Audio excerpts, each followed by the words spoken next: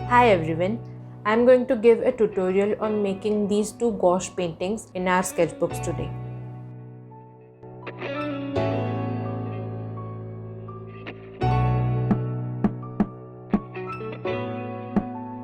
So I started by drawing a box on the left page first by leaving a gap of about half an inch on each side. So we are going to make really simple yet whimsical looking gouache paintings today. I started by drawing a pot on the table which happens to have a background of landscape with mountains and clouds and also a swimming pool, kind of a hole on the ground. And I also placed a cloth on the table under the pot and added a smaller pot to balance the visual with the heavy bigger pot, and also placed a little plant in there. I also added some clouds in the sky to enhance the mystery in the painting, I guess. And before starting to paint, I will just lighten the sketch so that the pencil marks won't show after we start coloring. Once we lay the first wash on the page, it will be impossible to erase the pencil marks. So let's start by giving the first wash. I have pre-mixed the colors which I want to use in this painting. I have used a really light greenish color, or a off-white color you can say, and also a ochreish yellow color, and I have also added crimson red in the palette to add some nice saturation in there. And along with that, I have also added a sap green color which will complement the red color really nicely. So I am giving a really light wash by mixing several colors on the paper. To lighten the colors, I have added water in it. And one thing to keep in mind that the gouache colors after drying lighten a little bit. So while painting, just use a bit darker shade than you want. While the wash on this left side dries, let us quickly make the drawing of our second painting here today. I tried to keep the mood in both the paintings similar. I drew the background almost same with mountains and clouds, but in the foreground I added one big flower and also some small stones on the ground. The color palette for this painting will also be somewhat similar, but I will change one or two colors in there. I tried to draw as roughly as I could because there are not much detailings in these paintings, and the size also is small as we are painting in the sketchbook.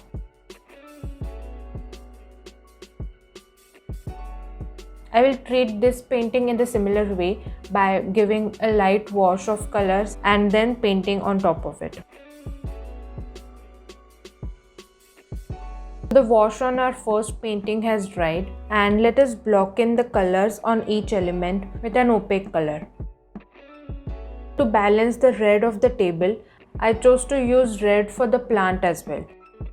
The painting does not need to be perfect at all, and the edges of it do not need to be really sharp.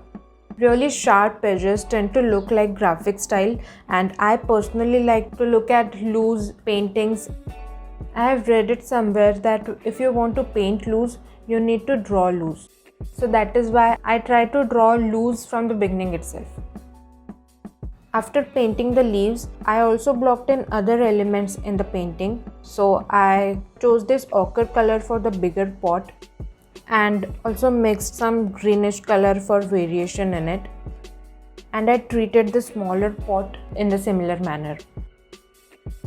I painted this swimming pool in the background with sap green.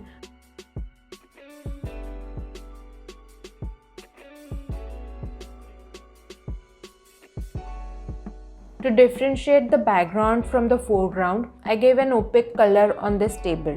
And then I thought the cloth is looking too light for my liking, and it looked like it was merging in the background, so I gave a transparent wash of brown color on it. To show the layers of mountains in the background, what I did was I gave a wash of plain water on one mountain and added some ochre color at the bottom of it. So I treated each mountain in this way. It looks like there is depth in between those mountains. I should have painted the mountains first because as I painted the plant and pot first, it was difficult to paint in the gaps. So we will keep that in mind while painting on the right side.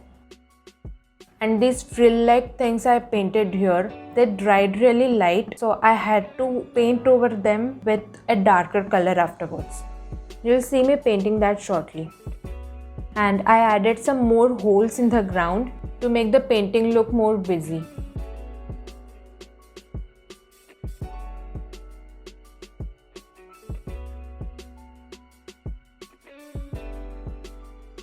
The last element I had to paint was these clouds. I used greyish pink color for the clouds.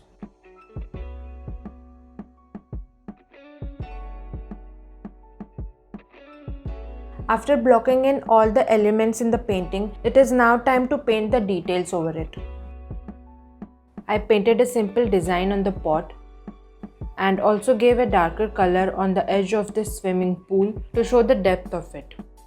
Making the designs and detailings on the painting is really instinctive, and if you want, you can first try it on separate sheet of paper and see whether you like it or not, and then add those designs in the painting.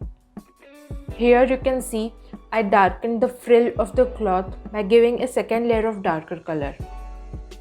I made a darker shade of the cloud color so that I can paint around those shapes and show them as if they are over the background.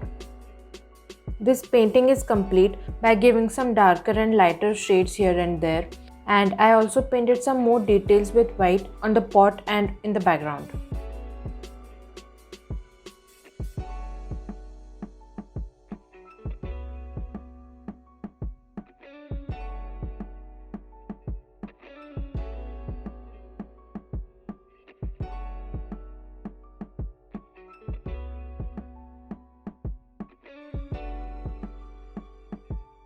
It is time to make the second painting now. It is not necessary at all to use blue for the sky and use the colors very literally, but I just felt like using it this time in this particular painting. So as before, I gave a transparent wash by mixing different colors on the paper itself, and when that layer dried, I painted the mountains in the same way as we painted before, and also blocked in the colors of each element.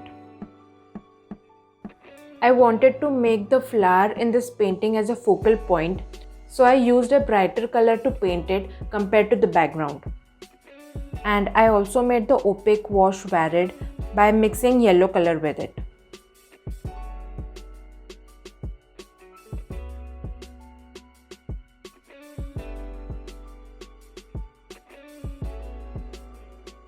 And the final thing to paint in this were the stones, which I painted a bit darker.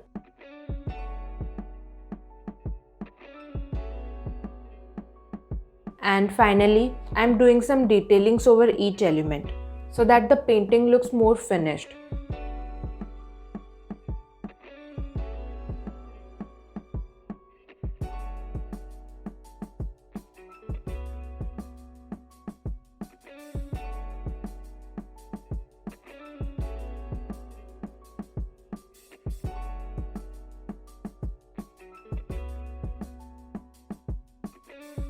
After finishing everything, I felt like it had a lot more open space, so I painted this water-like texture on the ground with transparent brown color.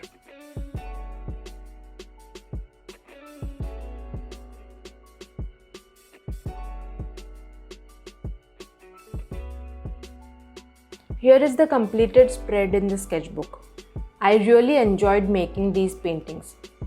If you decide to paint something similar to this yourself, you can share it on Instagram and tag me there. I would really love to see your paintings. Thank you so much for watching, and I will see you in the next video.